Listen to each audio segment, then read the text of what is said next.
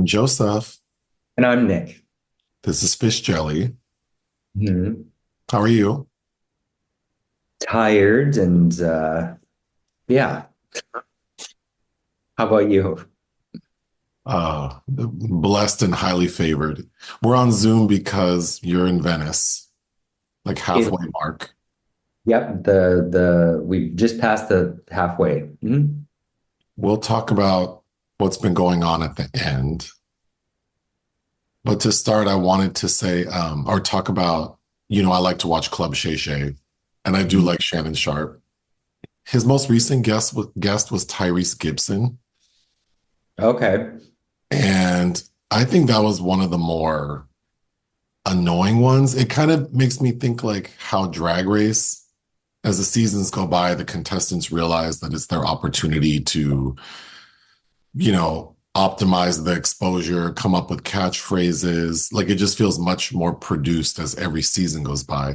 And I think now that Club Shay Shay is very popular, all these guests come on trying to have all these sound bites. And Tyrese was by far the most obnoxious to me. W- Worse than Ray J. Well, the thing about Ray J is that, I mean, I feel like since I first remember him, like being a personality, it almost was like he was ahead of the curve. I mean, literally, he's the one who made Kim Kardashian famous. So I think, But not because of his personality. no, but I think knowing how to, you know, sort of be over the top and construct a persona and always have something ridiculous to say for attention. He Mhm. is obnoxious too. And but I guess I didn't realize that Tyrese would try so hard. I Uh, mean, well, I mean, I still remember a teary video to Jada and Will Smith that makes that not surprising to me. it's uncomfortable how so many of these celebrities try so hard to sound profound. Like everything that comes out of their mouth is like wisdom, and I just don't. But he talked about so many things that I just found so cringy. First, to start off, Shannon does really nice intros for all of his guests, really hyping them up. And he talks about how like Tyrese is in two of like the highest grossing franchises. I don't know what those are, but I mean, what Fast and Furious and what else? He said there were two of them. And then like, is he in a Marvel movie? Mm, I I'd probably have to. should look that up. I was surprised to hear Shannon say that. And then Tyrese said several times that like his films grossed $10 billion. And so then he's saying, like, I made $10 billion. He's not implying, I mean, he's not saying I'm worth 10 billion, but he says it a couple of times, like, because then I'm thinking, like, didn't Will and Jada have to give you money? I don't know why. Oh, he's in a Transformers film. Oh, it's Transformer. Okay. Yeah. But anyway, oh God, he went on this rant about women that came out of nowhere. Like, because he's also acting like he's wearing some sort of, it looks like ceremonial garb. Uh, he looks crazy. I mean, it's a slick costume, but on him, because he says that his luggage got lost on the way there, so he just wore what he had in the closet. And it's like, you had this silk like skirt set in your closet. I don't know. But he's dressed like a prophet or something.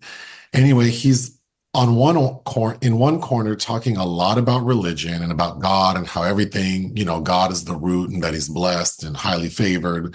But then he's also talking kind of loose and nasty and talking about women and how he gets like a lot of pussy and blah blah blah. Like I just don't understand. But then he goes on this rant about how women don't want to be alone. And I just Uh, thought like, ugh, here we go. And he sounds like an old man. And we're the same age. But he actually, really, actually, you're actually he's just a little bit younger than you. I remember we looked that up. That's right. Yeah, I'm older than Tyrese, but he just sounds like an old man at the barbershop talking crazy. I don't understand. Then he goes into this like really uncomfortable section about Jewish people. And at first, Shannon just kind of stayed quiet, like, I don't know where you're going with this. And talking about how Jews own Hollywood and how they stick together and that we as Black people need to do that. And then he's like, Asians own everything. Hispanics are buying up all the properties. Everyone owns everything. Like, I don't know what you're talking about, but I mean, I got the sense that he's trying to say that we need to be more of a community, but that conversation stemmed from him talking about haters. But all of this was unprompted. It's like he just came on ready to spit all this shit. The other thing I find really uncomfortable, and it's not just Tyrese, but a lot of these guests come on to Club Shay, these other Black men, and they all seem like they're trying to school Shannon Sharpe. Like I mean, Tyrese was really like taught, like trying to educate Shannon Sharpe, who is a very successful man. He's a professional athlete with a very successful NFL career. He is a extremely successful sports commentator, like on television, highly rated show. He has his own brand of alcohol that is successful, and he has a highly successful YouTube channel. Like, I don't think this older man, who I would argue is probably more successful than Tyrese, I don't think he needs any of your life advice. We don't have any videos of him on like crying about money and like, I mean, I don't know. He doesn't have all this female drama like you do. It's very odd to me. But a lot of these celebrities go on there and they talk to him like he doesn't know anything about anything. Yeah, I've heard and seen that. The the the other thing that came to my mind watching him is these people who talk about how they don't care about haters, but like he can't stop talking about like the things people say about him, and it's all unprovoked. Shannon's not asking him about, So you have a lot of haters. yeah, like, okay. But yeah, if you want a cringy 2 hour session, I would suggest watching Tyrese on Club Shay Shay. Well, that's too bad because I liked him in his new movie. So, And, strangely, I mean, that was probably the most interesting part of the interview to me. Because, oh God, when Shannon asked him, like, how did you get your start? I mean, we all know you from being that teenage boy in the Coca-Cola commercial. And again, it's like, well, like this long drawn out story about how God picked him, blah, blah, blah. And it's like, dude, you went to a performing arts high school and a casting director reached out to like the music teacher and asked if there were any 16-year-old Black men who could sing. And they had you audition. Like, I mean, it's not, it's not this like tale for the ages, but though even him telling that story just felt like you are trying so hard. But I feel this way about a lot of people who are successful. It's like this revisionist history, like they want every step of the way to have meant something.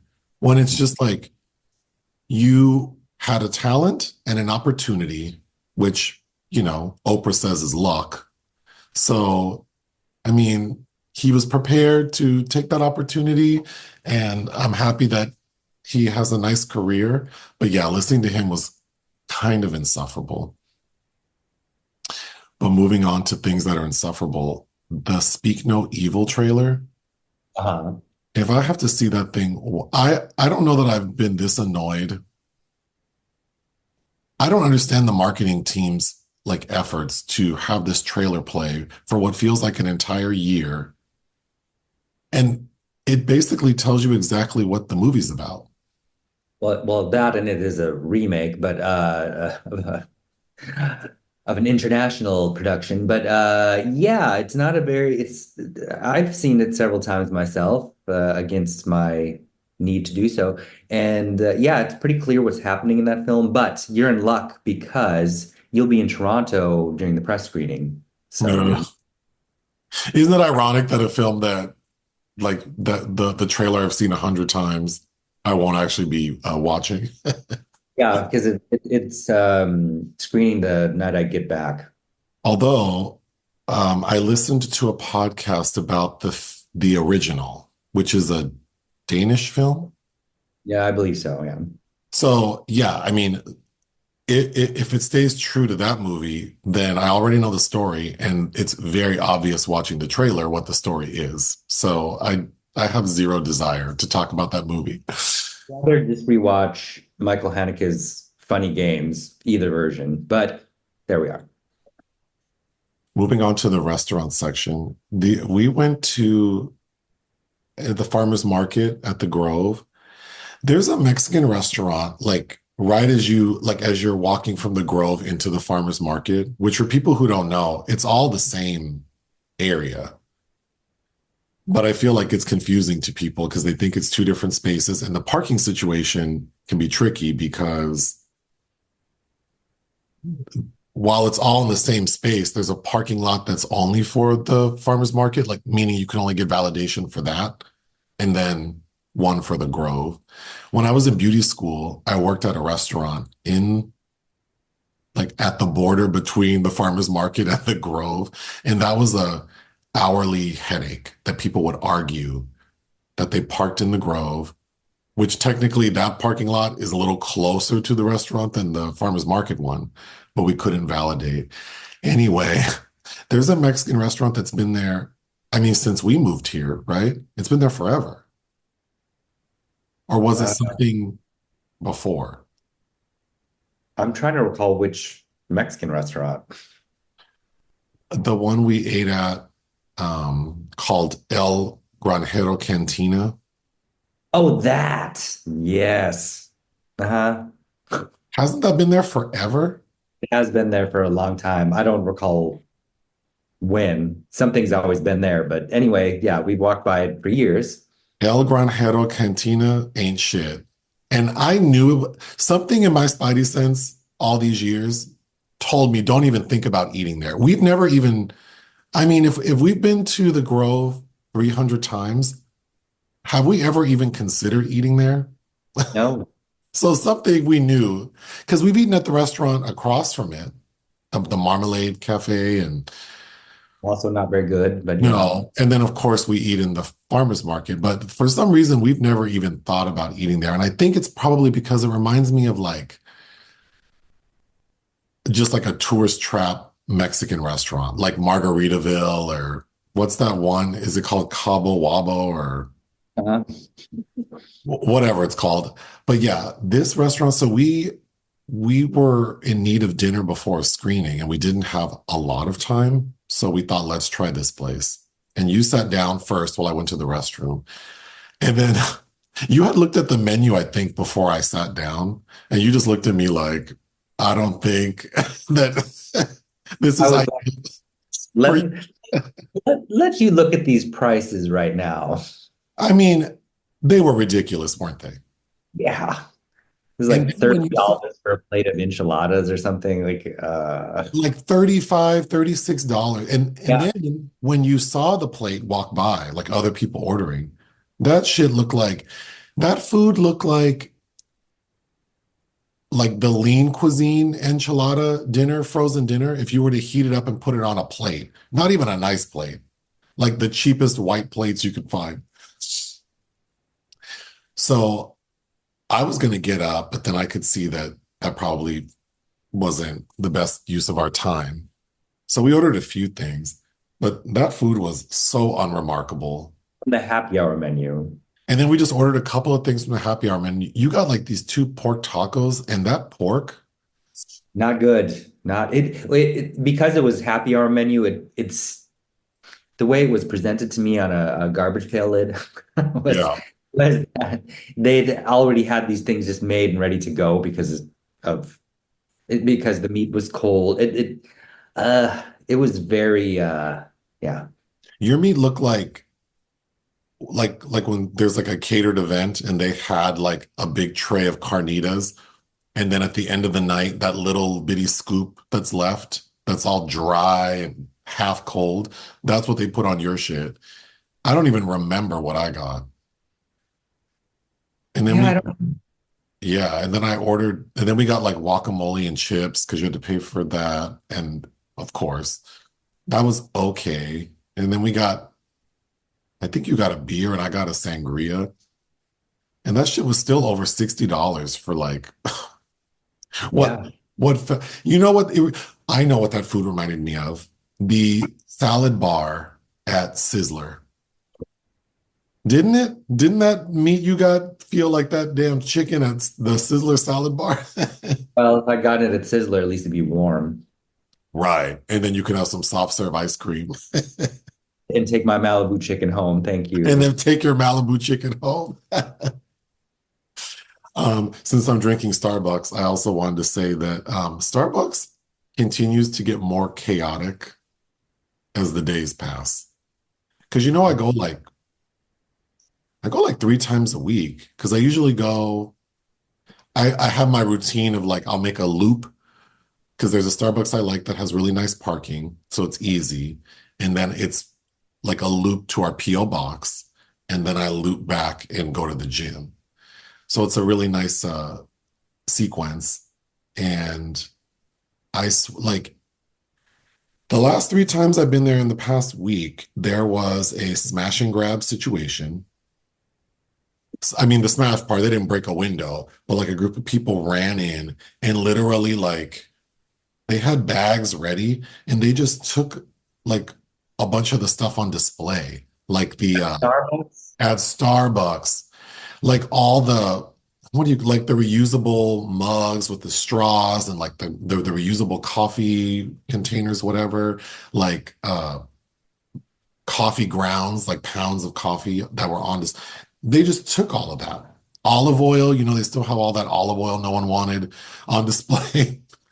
And then, of course, they made a huge mess and then they grabbed this particular Starbucks doesn't have a lot. You know how some of them have like the cold stuff open? Mhm. This one doesn't have that much. Like you have to ask for it and they give it to you, but they took what they could from the cold case. We're just gonna end up getting, it's just like being in New York at all the Dwayne Reeds, and like everything is locked up. Like you're just gonna have to get help for everything. That's just what we're gonna have to do. It because you can't trust these people. Like people are wild.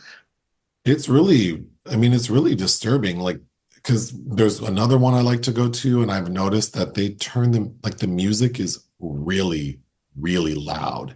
And I don't know if that's meant to be like a deterrent, Yeah, I would say so. like how the cruise ships play Britney Spears really loudly to scare off the pirates. I don't know if that's what they're doing. With Brittany and Christina, but yeah. And then, and then the oh my God. Then the Starbucks that you like to go to in Echo Park, I went there yesterday before I went to go see my mom. And that one, that customer service, those those kids were louder. They were louder and more crazy than the customers in the store. They were Well, I don't go there for customer service. I go for a comfortable place to sit without an unhoused person next to me and with headphones on to write. well, actually in that one yesterday, someone walked in and grabbed some stuff off the counter and ran out. And then some guy like some guy thought he was going to be like Captain Save-A-Ho and try to stop the man, and that man pushed him. um, Somebody that is going to engage in that kind of behavior is already kind of at a nothing to lose mentality, like where those tactics aren't going to work. So right. Yeah. It was very well. And then the guy who tried to stop the man was very George Zimmerman to me. Like, I don't know why he looked like him and he was like out of shape. And I'm like, this man's gonna whoop your ass, first of all. And then are you gonna chase him? You look like you couldn't even run to go get donuts. I don't understand. But that area does have some security that is kind of overlooking that they walk back and forth on the sidewalk because there's a Chipotle there. yeah, And I see somebody that asks like the people that are lingering to, keep on moving. So it's not like there's not anybody there, but Well, anyway. Okay, films released we didn't cover. Afraid, but the AI is accentuated. starring John Cho and I believe Catherine Waterston. Chris Weitz directed it, who's probably still best known for his first American Pie movie. He also did Oh, About a Boy and several other. It's been a while since he directed something, but Demian Bichir did get an Oscar nod for his film A Better Life. This I had asked about it. They didn't screen for press, I was but I did get an email that they screened it for. They had a special influencers screening in LA though, so I guess since I'm not that, no invite. I was aware of this film and was kind of interested. I mean, I guess I could watch it. Yeah, Anyway, I'm sure I'll see. I like John Cho. I'm sure I'll see it eventually, but apparently Sony just thought it was unnecessary. next, Across the River and Into the Trees. It's directed by Paula Ortiz, a filmmaker I'm not familiar with, but its major selling point, it's an adaptation of Ernest Hemingway's last novel. And that's all I know about it besides it stars Liev Schreiber. Oh, lastly, The Wasp. This looks kind of good. I don't know if you looked this up. Naomi Harris and Natalie Dormer star in it, and it's directed by Guillaume Morales. But it looks like a psychological thriller starring two women. Oh, projects of interest. Back to Reality. Oh yeah, Anders Thomas Jensen. He's a Danish director. I probably like him better when he's a screenwriter, but he is reuniting with Mads Mikkelsen, who's last in his film Riders of Justice, which made a lot of money in Denmark, and also Nikolai Lee Koss, who is an actor I like as well. But they're working on this new. Usually, you've seen Anders Thomas Jensen did this film I really like with Mads called Men and Chicken, Oh, where it's kind of like Islander Dr. Moreau, but a dark comedy, which I quite enjoyed. Mirrors number three. Miroirs number. Mirrors. Uh, I surprisingly, it was announced Christian Petzold is about to film a new feature. A German filmmaker I quite like. I think I liked his stuff a little more when he was still working almost exclusively with Nina Haas, but he's kind of replaced her in his last since 2018.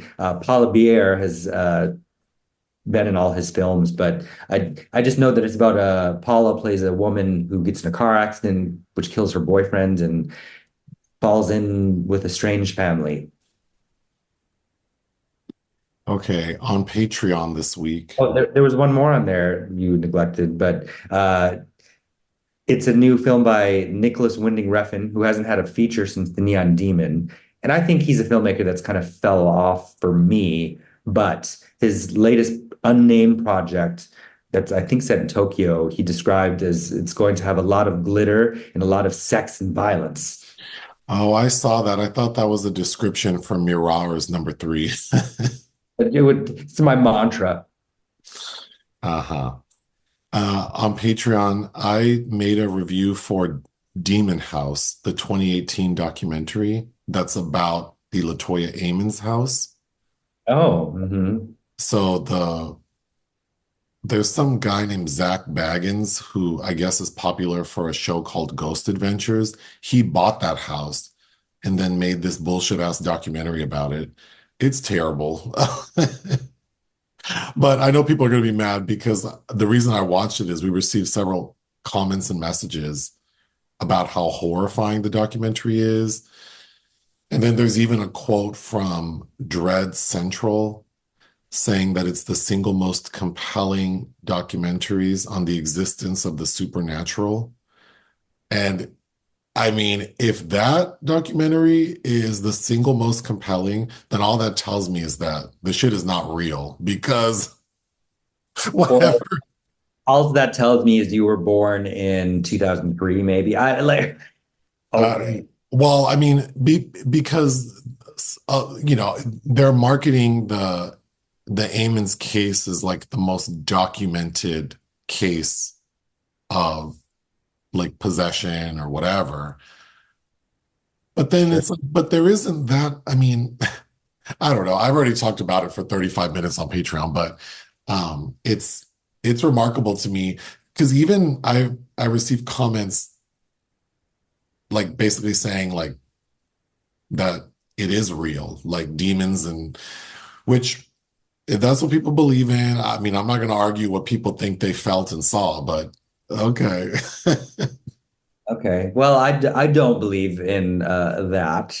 Uh, I do enjoy watching films about it, but I can't say that I'm a believer. I would like to remind people because I do like Daniel Tosh a lot, and he has his new podcast, and he asks every guest, "Do you believe in ghosts?" And he does that to try to determine if they're stupid. And probably wouldn't be that harsh about it, but it definitely, it could Uh, be an indicator of something. I don't know. I don't know. Yeah, no, there are yeah, it's fine. Not everything, maybe not everything can be explained.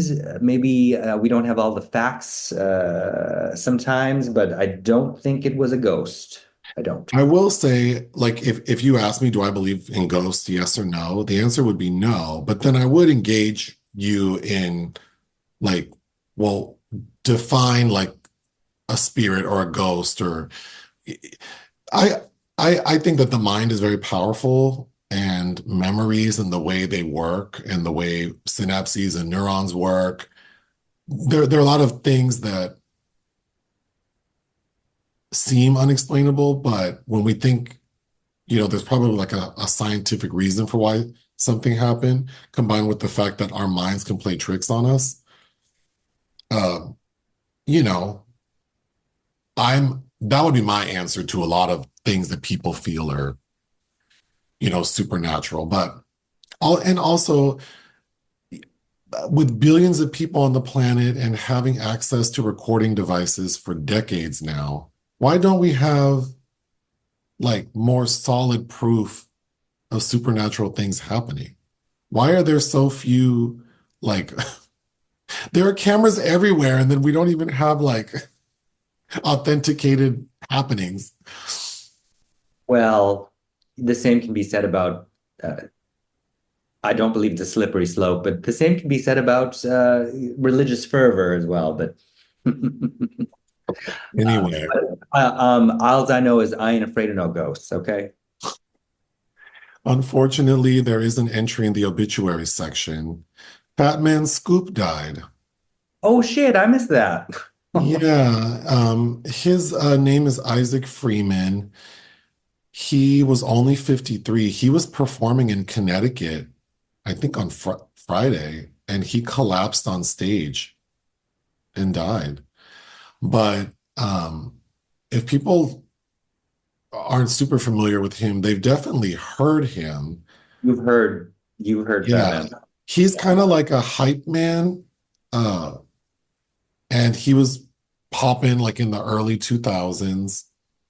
Probably well, I remember you and your sister like mimicking Fat Man Scoop a lot. But he's on that Missy Elliott song, Lose Control. It's him, Missy, and Sierra.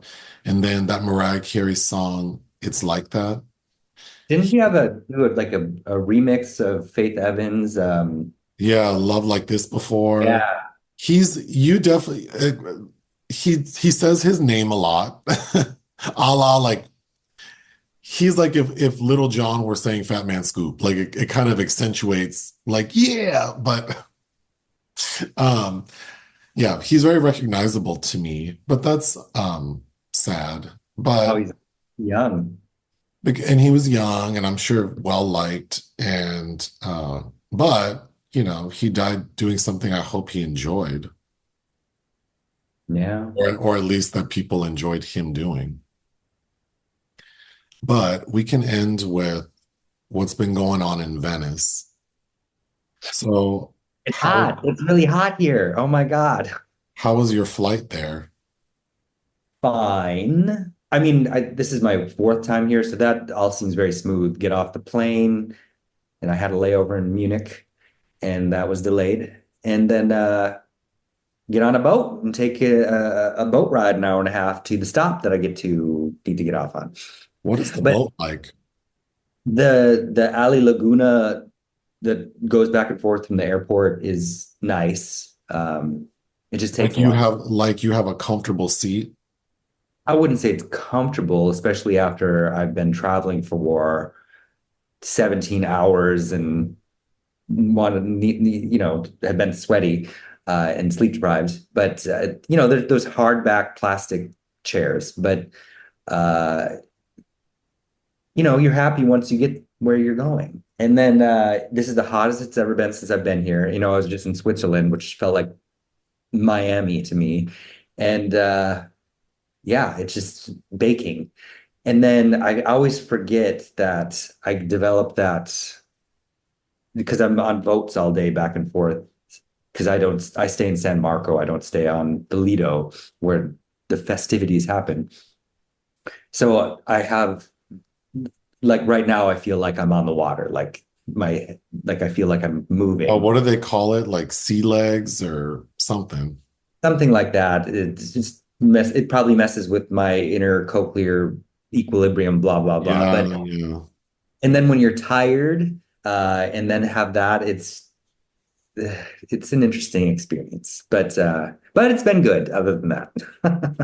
So we shouldn't talk too much about the movies because you're probably going to do a recap. I don't know when though, because it would have, well, we'll see. Well, when we're both home. Yeah, I mean, there's no. It'll probably be like a couple weeks after the festival ends. Mhm. But some pretty big things happened because you got to see your two favorite ladies. In the same room. Well, so I went to the opening press conference for where the jury attends, and Isabel Huppert is president of the jury.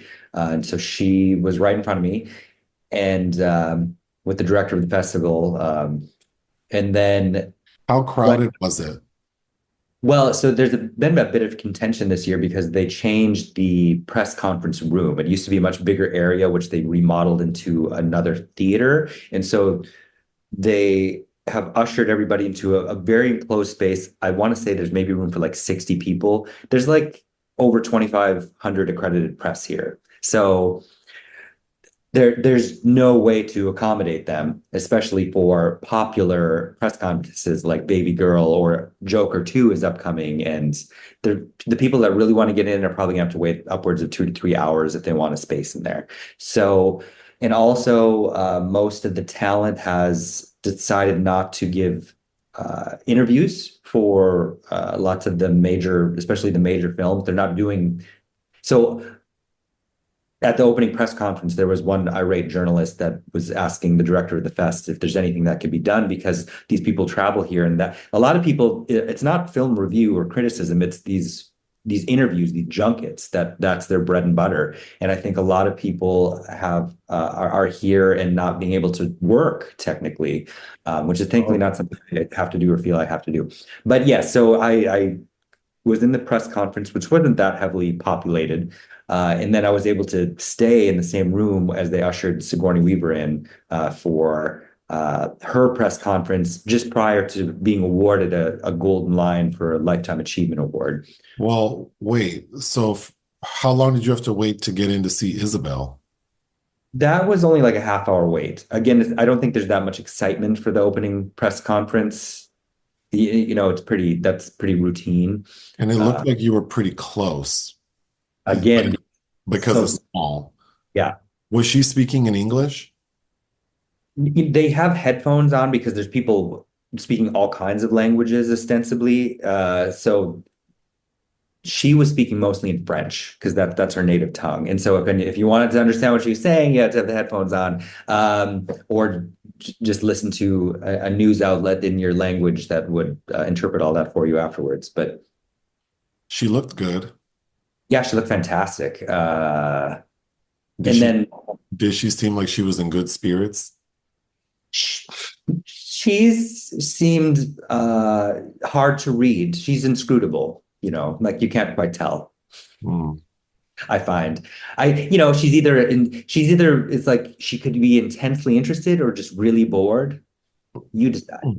Uh, and I then know right, all about that. Anyway, so then they usher her out, and then Sigourney Weaver immediately comes in.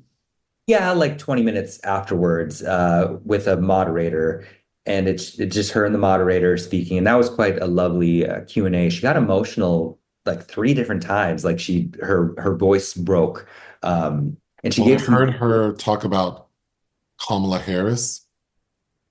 Yeah, she seemed to perk up being asked about it, and I think the question was phrased in a way that's like how her legacy has enabled women to feel like they could occupy these spaces, and I think they tried to correlate that to Kamala Harris's rise to power, and she said like I don't think that I'm responsible for that at all, kind of, but she had a very eloquent statement that I did see that you posted on Instagram, but and then she talked about her child Shar, who was here, and of course Shar is non-binary. I didn't know that they're now married, but they looked really lovely with alongside their mom on the red carpet.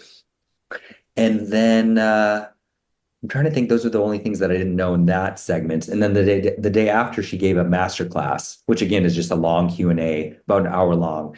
And you That went I, to that, of course, yeah. but Um, that's in a different space. it's in a different space. They had it in the tennis court area, which was not does not bode well for queuing in the heat. But when they finally let us in, it was fine. And she also had quite a few very articulate things to say there. Uh, the only thing she made some comment about the film I Witnessed she did, which is what she did right after Alien, and saying that like I didn't realize she was told on that film, I think by the screenwriter, that she's not allowed to use any contractions. Uh-oh. So those are the kind of like random things, but everything else I know everything already. I didn't ask any questions, but there were a bunch of young students in there. The questions were annoying. Her answers were superb. But the first one was this young man that asked her about how to succeed in the biz. And she's basically just like, the universe is going to happen to you. And you just need to, you just need to worry about yourself and keep trying. And whatever she said was a lot better. And then the girl after her broke down in tears and started sobbing about how Sigourney's her favorite actress, which is a fear of mine, asking her a question in public in that arena. I could interview her, but I can't. I just no. But ask virtually the same question. Oh. But yeah, it was a lovely experience, and she looked great. And then I know you did a podcast, or you were on a podcast talking about Beetlejuice. Yeah, it was right after we screened it. Just like a quick commentary about initial reactions. And it sounded like you thought it was okay. It is just okay. Again, I really like I love Catherine O'Hara, and she's definitely a highlight. But it also feels. I mean, the first Beetlejuice is kind of a messy weirdo thing, right? And I don't know. I guess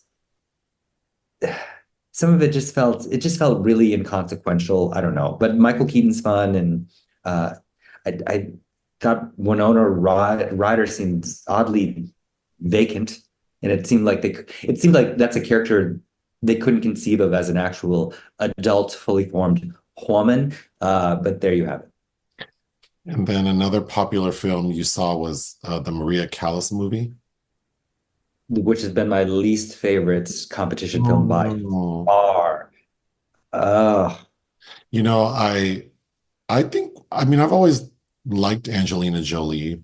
I think I don't I couldn't name a movie of hers I really like, but although we not her Oscar-winning role, wait, what? her Oscar-winning role for Girl Interrupted. I don't think I've seen that movie. Really, speaking of Winona being overshadowed, And then we watched Gia. Did we watch yeah, that? did we make a podcast for Gia? Yeah, no, no. Oh, so we just watched it for fun. Mhm. Oh, um, but I mean, I think she seems like a nice lady. But I was gonna say I saw pictures of her from Venice, and I normally wouldn't like that hair color on someone like her, but I thought she looked really pretty. Well, she's a very beautiful person. Yeah. Uh, and I mean, she looks great in Maria. I just didn't buy that she was Maria Callas at all. And then it felt like it just held with these rosy tinted kid gloves. I mean, Maria Callas was an extremely difficult person. Well, well, and then I didn't mention Angelina Jolie's hair at Venice is like blonde, like it's bleached blonde. But the film Callus is about the Maria, oh, it's called Maria or Callus? Maria. Oh, the film Maria focuses on like the final weeks of her life, or The last week, yeah, oh, okay. where it's suggested that she was trying to, because she lost her voice almost a decade prior.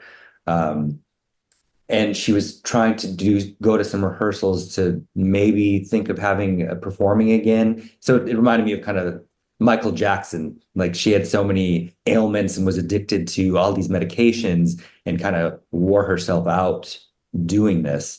But the film uses this mechanism, not unlike Pablo Larraín, the director, did with Jackie, where there's this interview mechanism to look to go into the exposition of her past, but it's all in her head. She's because she's heavily medicating herself, so she imagines that this TV interviewer is there to ask her about her life, but it's not really happening.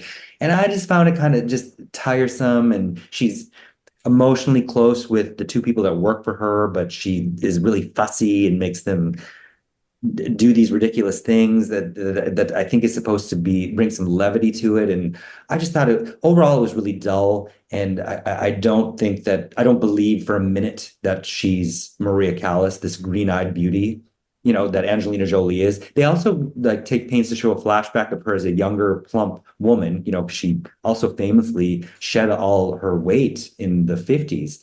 And it's this brown-eyed looking Greek girl. When did she become Angelina Jolie? Like, what? And then and then in the end credits, they show all these pictures and stills of Maria Callas, and it just completely takes you out of it. Like not for 1 minute, and then all the lip syncing. My God. Oh, I saw that, or I think I read that Angelina said she trained for months to sing. So is she singing in the movie? No, unless it's the moments where she's lost her voice and doesn't need to sound like Maria Callas. But I mean, we spent an awful lot of time like watching her lipography, and I feel like we don't need that. We don't need it. I don't know. No. Okay. What are the other big? I know you've been reviewing a lot of films, and I've used everything thus those far. reviews are on Ion Cinema. But what are some of the more pop? Because I know like the Joker 2, people are excited about that. Yeah, that's going to be a shit show getting to that 8:15 a.m. screening, but What are the other big premieres that people are excited about? I think some things well, the new Almodovar is tomorrow with Julianne Moore and Tilda Swinton.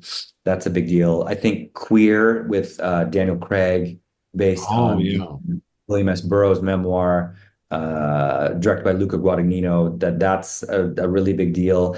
I don't think I'm going to see it, but Harmony Korine's new film, Baby Invasion, it's gotten a lot of buzz. That's not in competition. I'm probably not going to make a point to see that. Um, but I think those are the bigger one, the high profile ones that are still going to happen. Uh, I saw Wolves today with George Clooney and Brad Pitt, and they drove right by me on a boat as they were greeting their excited crowds right before their press conference, which is kind of Did they look as distinguished as we hope? yeah. He waved right. I was standing right there, and he waved. Hi. But today, it's the first Sunday of every September. They have the regatta, the boat race, which has left me stranded before.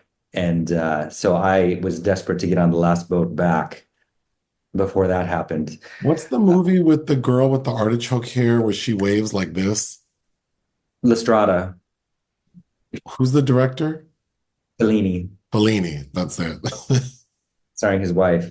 Uh, so that's an appropriate cultural reference considering the country I'm in right now. But I think two I think fantastic films I've seen, and I guess since I'll probably have to talk about them more, are Baby Girl with Nicole Kidman, which I'm hoping you see in Is that the Toronto. one where she has teenage children? She does have teenagers. Okay. You loved And it. loved it. Loved it. From the director of Bodies, Bodies, Bodies, starring Antonio Banderas and Harris Dickinson. Uh, I have talked to quite a few people that did not, or that I feel like the people that have been most cool on it that I've spoken to are heterosexual men.